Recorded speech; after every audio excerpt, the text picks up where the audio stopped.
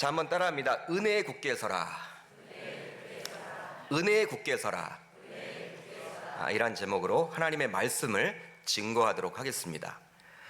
오늘은 2020년도 첫 주일로서 우리는 이곳에서 신년 감사 예배를 하나님에게 드리고 있습니다. 또 금년도 우리 교회 표가 무엇입니까? 여기 여러분 딱 있겠죠? 무엇입니까? 주님께서 피로 사신 교회예요. 즉 교회는 이 세상의 어떠한 조직과는 달리 주님께서 친히 희생을 감수하셨다는 사실이에요. 그러니까 피를 흘리셨어요. 이 교회를 세우기 위해서. 예수님께서 십자가에 달려 피를 흘리심으로 저와 여러분들은 구원을 받았습니다. 여러분 아멘입니까? 그런데 동일하게 예수님께서 십자가에 달려 피를 흘리심으로 바로 이 땅의 교회가 세워지게 된 거예요. 따라서 주님께서는 이 세상의 어떠한 조직보다도 교회에 관심이 있으세요. 여러분 세상에 나가보면요, 굉장히 여러분 조직들이 많잖아요. 크게는 여러분 국가가 있을 것이고, 뭐 기업이 있을 것이고, 군대라는 조직도 있을 것이고, 학교라는 조직도 있을 것이고, 굉장히 여러분 많잖아요, 조직이. 근데 오직 하나님께서는요, 그런 데 관심이 있는 게 아니에요. 오직 여러분 자신이 핏값으로 세운 이 교회에 관심이 있다는 사실입니다. 즉 그렇기 때문에 주님은 교회를 바라보시면서도요, 기뻐하시기도 하시고 근심하시기도 하세요. 교회가 건강해지면요, 굉장히 주님의 입장에서도 기쁘겠죠.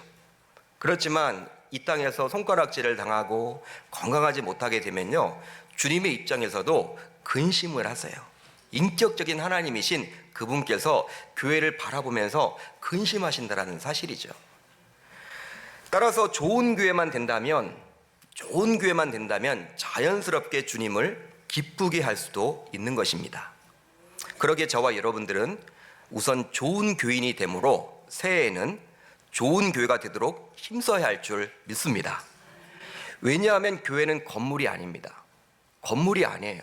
교회는 건물이 아니라 예수 그리스도를 믿는 성도들의 모임이기 때문이죠. 그렇기 때문에 저와 여러분들이 바로 교회예요. 저와 여러분들은 바로 계명교회입니다. 여러분 그걸 꼭 붙드시면 좋을 것 같아요. 교회 하면요, 건물을 기억하시면 안 되고 예수 그리스도를 믿는 성도들의 모임이 바로 교회예요. 여러분들은 그렇기 때문에 뭐 사랑방에 대해서 어떻게 생각을 할지 모르겠지만 이 사랑방은요, 굉장히 중요합니다. 사랑방의 모임은 여러분 누구 때문에 모이는 거예요? 예수님 때문에. 여러분 예수님 때문에 그 모임을 갖잖아요. 성도들의 모임입니다. 그렇기 때문에 여러분 이 주일 예배만큼 중요한 게 바로 이 사랑방 모임이란 거예요. 사랑방 예배라는 거예요. 왜냐하면 그것이 바로 교회이기 때문에. 따라서 우리가 좋은 교인만 된다면 자연스럽게 좋은 교회도 될 줄 믿습니다. 따라서 몇 주에 걸쳐서 이제 앞으로 우리가 살펴볼 거예요. 한번 따라합니다. 좋은 교회, 좋은 교인. 이런 시리즈로 어떻게 하면 좋은 교회가 되고 좋은 교인이 될 건가. 이제 새해를 맞이해서 시리즈 설교를 좀 할 겁니다. 그래서 한번 몇 주에 걸쳐서 한번 이 부분을 한번 은혜를 나누려고 해요. 하나님께서는 베드로 사도를 통해서 이 명령을 지킬 방법을 저와 여러분들에게 말씀해 주십니다. 바로 무엇이냐? 우선 은혜에 굳게 서려면 겸손해야 합니다. 한번 따라합니다. 은혜에 굳게 서려면 겸손해야 합니다. 오늘 보면 5절 하반절을 우리 한번 같이 읽어봅니다. 시작.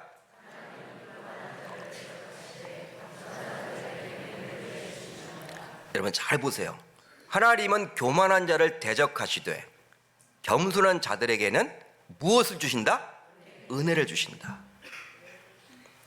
베드로 사도는 이 구절에서 교만이란 단어와 겸손이란 단어를 비교해주고 있습니다. 교만은요, 무엇일까요? 자신만이 최고로 여기는 마음이에요. 나만이 무조건 옳다라는 거예요. 즉 나 중심주의를 말합니다.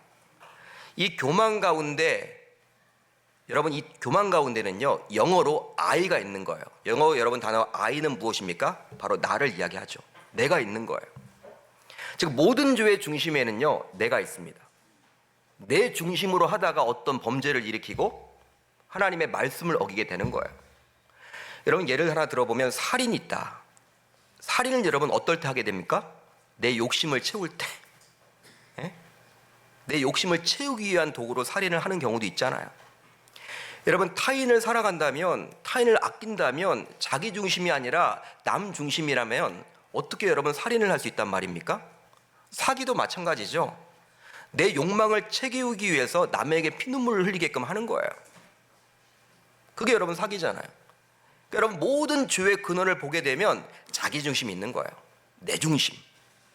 여러분, 창세기 3장을 보게 되면 선악을 알게 하는 이 나무 열매를 우리 주님께서 따먹지 말아라, 먹으면 정령 죽으리라고 이야기를 했을 때 여러분, 아담과 하와는 따먹게 되죠? 자기 중심이에요.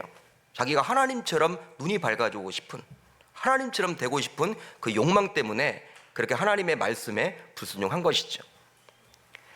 영어로 여러분 죄를 가리켜서 sin이라고 이야기를 합니다. S-I-N. 근데 어떤 성경학자는 이 죄를 의미하는 S-I-N, sin이란 단어에 있어서 죄의 가장 중심에 I가 있다라고 이야기를 하죠. S와 N 사이에 무엇이 있다? I, 즉 내가 있다라는 거예요. 여러분, 의미 있는 해석이라 할 수 있습니다. 따라서 교만한 자는 남의 이야기를 잘 듣지 않아요. 교만하는 자의 특징이 있는데 남의 이야기를 잘 듣지 않습니다. 귀담아 듣지 않아요. 그런데 문제가 있는데 교만한 자는요, 사람들의 이야기뿐만 아니라 하나님의 음성에도 귀를 잘 기울이지 않는다라는데 문제가 큽니다. 하나님의 음성에도 귀를 기울이지 않다 보니 결과적으로 이제 교만은 곧 하나님을 잊어버리게 만든다라는 거예요. 왜냐하면 자신만이 무조건 옳기 때문에. 교만한 자를 자세히 보시면요, 자기가 하나님이에요. 예수님 믿는다고 하면서도 자기 자신을 믿고 있는 거예요. 예수님 믿지를 못해요, 제대로. 예수님의 말씀도 들어오지 않아요. 자신이 무조건 옳기 때문에. 그러나 여러분, 문제는 무엇이냐면 사람은 처음부터 교만하지는 않습니다. 주변 환경과 상황과 여건 속에서 겸손한 사람조차도 어느 날 갑자기 교만하게 되는 것이죠. 여러분, 우리가 삶을 살면서 야, 그 사람 변했어. 예전에는 그러지 않았는데 그 위치에 올라가더니 변했어. 아마 여러분 한두 번쯤은 다 보셨죠. 그런 말씀 다 해보셨죠. 그 사람이 변했어. 그때는 그러지 않았는데. 야, 부자가 되더니 변했어. 높은 위치에 올라가더니 변했어. 성경을 보게 되면 그런 대표적인 인물이 바로 사울 왕입니다. 그는 본래 자신의 처지를 제대로 알고 또 자신을 낮출 줄 아는 사람이었어. 그런 자였기 때문에 하나님께서는 자신의 백성, 자신의 선택한 백성인 이스라엘 백성 내에 왕으로 세워주셨죠. 아무나 세우겠습니까? 하나님이 왕으로. 그가 얼마나 자신을 낮출 줄 알고 자신의 처지를 알고 겸손한 자인지에 대해서 잘 알 수 있는 구절이 바로 다음의 구절입니다. 나는 이스라엘 지파의 가장 작은 지파 베냐민 사람이 아니니까. 또 나의 가족은 베냐민 지파 모든 가족 중에 가장 미약하지 아니하니까. 여러분, 이 말은 지금 사울이 왕이 되기 전 사무엘에게 한 말씀이에요. 사무엘에게 지금 이야기한 내용인데 어떤 말입니까? 자신은 왕이 될 수 없다. 왕이 될 수 없습니다. 나 같은 자, 나같이 보잘것없는 자가 어떻게 왕이 될 수 있단 말입니까? 이스라엘의 12지파 가운데 우리 지파가 가장 작은 베냐민 지파이고 이 베냐민 지파 가족 중에서도 가장 미약한 자가 바로 난데 내가 어떻게 감히 이스라엘 나라의 왕이 될 수 있단 말입니까? 여러분, 이렇게 자신을 낮출 줄 아는 자가 바로 사울이었습니다. 그러나 왕이 되고 난 다음부터 그는 180도 완전히 달라진 모습을 보여요. 왕권을 손에 쥐게 되자 겸손했던 그의 모습은 사라지고 어느덧 교만하게 됩니다. 교만하게 된 사울은 이제 하나님의 은혜, 즉 하나님께서 자신을 왕으로 세워주셨다라는 그 사실을 잊어버려요. 놓치고 말아요. 그러기에 블레셋과의 전투를 앞두고 사무엘을 기다리지 못하고 조급한 나머지 제사장만이 할 수 있는 그 제사를 자신이 해버려요. 여러분, 하나님의 율법을 보게 되면 제사는 누가 여러분 집례를 하게 되어 있습니까? 집전을 하게 되어 있습니까? 제사장. 왕은 할 수 없어요. 그런데 그것을 자신이 감당해 버리죠. 물론 사무엘이 늦게 온 이유도 될 거예요. 정확하게 여러분 와서 사무엘이 그렇게 집례를 하면 좋은데 늦게 오니까 다급하잖아요. 여러분들 전쟁 중인데 빨리 전쟁에 여러분 나가야 하는데, 그럼 여러분 다급한 나머지 그렇게 집례를 했다라고 여러분 이렇게 위안을 삼을 수도 있겠지만, 궁극적으로 보게 되면 왕으로서 뭐 제사장 역할을 할 수 있지 않아? 내가 이스라엘의 왕인데 야, 내 앞에 뭐 걸림돌이 있겠어? 내가 그거 하면 되지 뭐, 이런 생각이 있었던 거예요. 또 사울왕은 아말렉을 진멸하라는 하나님의 명령에 온전히 순종하지 못하고 자신의 판단하에 아말렉 왕이었던 아각을 죽이지 않고 좋은 양과 소를 남겨둬요. 그 이유가 무엇입니까? 하나님 앞에 좋은 짐승을 가지고 예배하겠다라는 거예요. 제사 지내겠다라는 거예요. 즉 하나님의 말씀에 대한 순종보다도 자신의 판단이 앞섰던 것이죠. 세상 사람들과 마찬가지로 신자들도 어느 순간 겸손해졌다가 교만할 수도 있다라는 거예요. 그러게 베드로 사도는 이렇게 저와 여러분들에게 다시 한번 권면을 합니다. 우리 한번 같이 읽습니다. 시작. 아멘. 겸손으로 허리를 동이라. 여러분, 허리를 동이다, 헬라어 원어를 보게 되면요, 어떤 의미냐? 노예들이 일을 할 때 그 당시에 소매 없는 조끼를 입었다 그래요. 여러분, 그 조끼를 아끼고 조끼가 더러워지지 않도록 깨끗이 유지하기 위해서 노예들은요, 이 앞치마 같은 것을 둘렀다 그래요. 그 조끼가 굉장히 중요했기 때문에. 즉 이 단어는 일을 위해 작업복을 입다라는 의미예요. 따라서 베드로는 여러분 어떻게 이런 말을 이렇게 사용하고 있냐면, 추후의 만찬전 예수님께서 허리에 수건을 두르고 난 다음에 무릎을 굽혀 제자들의 발을 일일이 씻겨주셨던 그 장면을 연상하면서 바로 성도들도 그렇게 겸손을 앞치마처럼 두르고 서로를 섬기다라는 의미로 이 말을 하고 있는 거예요. 교만하게 되면요, 다 내가 잘났기 때문에 모든 것이 다 이루어진다고 생각을 합니다. 사람들만 무시하지 않고 교만하게 되면 하나님까지도 무시하게 돼요. 하나님은요, 그러기 때문에 약한 자들, 연약한 자들, 주인들은 하나님이 이렇게 고쳐서 사용을 하시지만 교만한 자는 그냥 버리시는 거예요. 소망이 없는 거예요. 저와 여러분들 겸손함으로 은혜의 국회에 서 나아갈 수 있기를 주님의 이름으로 축복합니다. 다음으로 은혜의 국회에 서려면 깨어 근신해야 합니다. 한번 따라합니다. 은혜의 국회에 서려면 깨어 근신해야 합니다.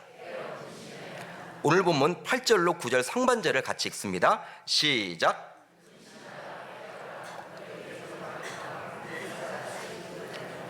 너희는 믿음을 굳건하게 하여 그를 대적하라. 아멘. 베드로는 영적으로 깨어있는 것이 얼마나 중요한지를 말씀하고 있어요. 베드로가 이렇게 말하는 이면에는 자신의 체험적인 것이 있습니다. 자신의 체험해봤어요. 베드로는 예수님의 수제자였습니다. 3년 동안이나 예수님의 가르침을 받아왔어요. 우리들은 요즘에 뭐 제자훈련 각 교회마다, 우리 교회도 이제 제자훈련을 하겠지만, 제자훈련은 여러분들 이렇게 하는데 제자훈련의 원조는 바로 예수님이셨어요. 그 제자들을 직접 먹고 마시면서 3년 동안 데려다니면서 훈련을 시켰어. 그런데 예수님께서는 잡히시기 전날 밤 추후의 만찬 석상에서 제자들에게 이렇게 말을 합니다. 야, 너희들, 나는 이제 십자가에 달려 죽게 돼 있어. 나를 잡으러 오는 사람들이 있을 때 너희들은 다 도망갈 거야. 너희 제자들 다 도망갈 거야, 나를 놔두고. 그런 말을 합니다. 그때 여러분 베드로는요, 화를 내요. 아니 예수님, 제가 도망간다고요? 여기 있는 야고보, 요한 다 도망가더라도 저는 예수님 따를 거예요. 저를 믿으세요. 저를 믿어주세요. 저는 예수님과 함께 할 거예요. 끝까지 예수님 사랑하고 예수님 붙들고 예수님과 함께 할 거예요. 예수님 놓치지 않을 거예요. 여기 있는 제자들이 다 아마 도망갈 거예요. 이런 예수님의 말씀에 베드로가 그렇게 이야기를 하자 바로 베드로에게 예수님은 또 이렇게 이야기를 합니다. 야, 내가 끝까지 나를 따라온다고? 웃기지 마라. 웃기지 마. 나 안 믿어. 예? 닭이 울기 전에 내가 3번 나를 부인할 거야. 예수님은 그렇게 이야기를 해요. 이런 상황 속에서 이렇게 베드로와 예수님이 대화하는 과정 가운데 예수님께서는 베드로에게 다음과 같이 아주 중요한 말씀을 하십니다. 우리 한번 같이 읽습니다. 시작. 시몬아 시몬아 보라 사탄이 너희를 밀가부르듯 하려고 요구하였으나. 이러면 이게 어떤 말일까요, 여러분? 시몬아 시몬아 보라 사탄이 너희를 밀가부르듯 하려고 요구하였으나. 밀가부르듯 한다. 이 구절을 유진 피터슨 목사님의 메시지 성경을 통해서 보게 되면요, 다음과 같이 해석이 가능해요. 시몬아 방심하지 말아라. 사탄이 밀에서 결을 가려내듯이 너희 모두를 내게서 떼어놓으려고 안간힘을 썼다. 따라서 주님께서는 사탄의 유혹이 있기 때문에, 사탄이 유혹하기 때문에 반드시 영적으로 깨어 있어야 함을 지금 베드로에게 말해주고 있는 거예요. 너 깨어 있어야 돼. 여러분, 이 말만 한 게 아니에요. 이제 예수님께서 최후로 마지막 기도를 하기 위해서 겟세마네 동산에 올라갑니다. 그때 베드로에게 다시 한번 말씀을 해주십니다. 베드로에게 말씀하시되 시몬아 자느냐 내가 1시간도 깨어 있을 수 없더냐 시험에 들지 않게 깨어 있어 기도하라. 그렇습니다. 주님께서는 자신이 누구보다도 아꼈던 수제자였던 베드로에게 아주 중요한 말씀을 해주고 있는 거예요. 한마디로 무엇입니까? 사탄의 유혹이 있기 때문에, 사탄이 우리를 유혹하기 때문에 우리는 깨어 있어야 돼. 영적으로 깨어 있어야 돼. 바로 사탄이 아주 교묘히 유혹하기에 영적으로 깨어 있어야 한다라고 지금 말해주고 있는 거예요. 그러나 베드로는 어떻습니까?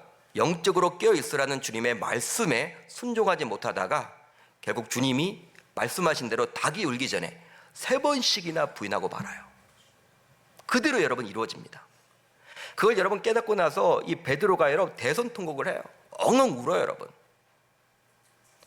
여러분 자신의 인생에서 이런 아픔을 겪었던 베드로였기 때문에 베드로전서를 마무리하는 시점에 반드시 영적으로 깨어 있어야 함을 저와 여러분들에게 말씀해주고 있는 거예요. 그런데요, 이 일이 중요한 이유는 사탄의 활동이 여전히 우리들에게도 유효하기 때문입니다. 여러분, 베드로에게만 주신 말씀이 아니라 그러기 때문에 하나님께서 저와 여러분들에게 동일하게 주신 말씀이에요.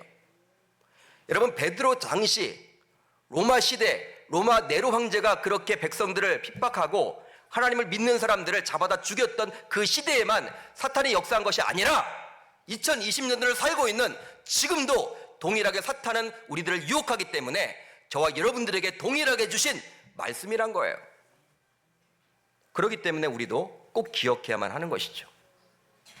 그런데 이런 사탄의 유혹과 관련된 설교를 듣고 있고 말씀을 듣게 되면요, 몹시 비합리적인 것처럼 느껴지기도 하고 또 두렵기도 합니다. 사탄은 과연 존재합니까, 여러분? 전혀 대답이 없으세요. 사탄은 여러분 존재합니까? 이런 질문에 결코 존재하지 않는다라고 말하는 분들도 있고, 존재하기 때문에 너무나 두렵다, 너무나 무섭다, 우리가 어떻게 사탄이 무서운데, 이렇게 반응하는 분들도 있어요. 그런데 이런 두 부류 모두 비성경적입니다. 성경은 그렇게 말하고 있지 않아요. 우선 성경은 분명히 사탄의 존재에 대해서 말을 해주고 있어요. 마귀의 관계를 능히 대적하기 위하여 하나님의 전신갑주를 입으라. 우리의 씨름은 혈과 육을 상대하는 것이 아니요 통치자들과 권세들과 이 어둠의 세상 주관자들과 하늘에 있는 악의 영들을 상대함이라. 여기에 나와 있는 마귀의 관계, 악의 영, 바로 사탄이죠. 사탄의 존재를 인정합니다. 그러나 사탄이 존재한다고 해서 우리는 결코 두려워할 필요가 없는 거예요. 다음의 구절 때문입니다. 우리 한번 같이 읽어봅니다. 시작.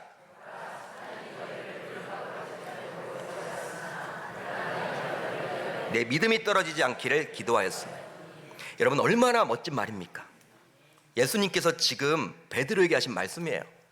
보라, 사탄이 너희를 밀가부르듯 하려고 요구하였으나 그러나 내가 너를 위하여 내 믿음이 떨어지지 않기를 기도하였노니. 우리 주님이 중보기도 해주신대요. 누구를 위해서? 사탄의 유혹을 받는 저와 여러분들을 위해서. 그렇기 때문에 주님은 저와 여러분들의 편입니다. 한번 따라합니다. 주님은 나의 편. 나의 편이에요, 나의 편. 따라서 우리는 이러한 영적 전쟁을 이식하며 항상 근심함으로 끼어 있으면 되는 거예요. 깨어 있기만 하면 되는 거예요. 그 결과는 누가 책임져 주십니까? 바로 주님께서 책임져 주십니다. 사랑하는 성도 여러분, 우리가 영적으로 깨어 있지 못해서 사탄의 유혹을 받아 넘어지게 되면 결과적으로 우리는 어떻게 될까요? 이 부분을 생각해 봐야 하겠죠. 우리가 깨어 있어야 하는데 깨어 있지 못해 가지고 사탄의 유혹에 넘어갔다. 그럼 저와 여러분들에게는 어떤 일이 생길까요? 바로 우리는 사탄에게 믿음을 빼앗기게 됩니다. 이 문제가 큰 거예요, 여러분. 믿음을 뺏겨요. 너희 대적 마귀가 우는 사자같이 두루 다니며 삼킬 자를 찾나니 너희는 믿음을 굳건하게 하여. 잘 보세요, 여러분. 너희는 믿음을 굳건하게 하여. 지금 베드로 사도는 사탄 이야기를 하다가 갑자기 저와 여러분들이 뭘 하라는 거예요? 믿음을 굳건하게 하래요. 바로 사탄은 우는 사자와 같이 두루 다니며 삼킬 자를 찾습니다. 그리고 삼킬 자를 찾아서 그에게서 무엇을 뺏는다? 믿음을 뺏는다라는 거예요.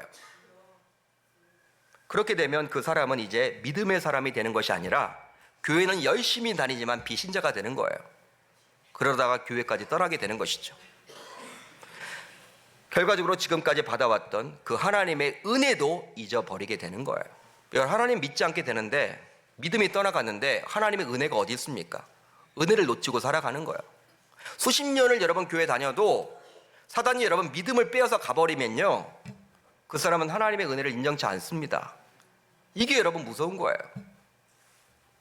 그러기에 사탄의 유혹을 받는 사람마다 감사 대신에 불평과 불만을 내뱉게 되고 긍정적인 생각보다는 부정적인 생각을 갖게 되는 거예요. 여러분 두 가지만 기억하세요. 새해에는 내가 겸손하게 살겠다. 항상 끼어서 근신하며 영안을 가지고 바라보겠다. 이 두 가지만 갖게 된다면 우리는 하나님의 은혜 안에 굳건하게 뿌리 박혀서 살아가게 되리라 저는 믿습니다. 어떤 태풍이 불더라도, A급 태풍이 불더라도, 어떤 위기를 만나게 되더라도, 내 신앙을 흔들려고 사단 마귀가 그렇게 법석을 떨지라도, 직장에서 힘들어지고 삶이 공고해지고 어떤 위기야 어떤 어려움이 닥치더라도 우리는 은혜가 여러분 깊이 뿌리 박혀 있어서 그 위기를 극복해 나가고 항상 은혜 가운데 거하게 되리라 저는 믿어요. 우리 교회는 은혜가 넘치면 좋겠습니다. 우리 계명교회는 은혜로 움직이는 교회가 되었으면 좋겠습니다. 그렇게 될 줄 주님의 이름으로 축복합니다.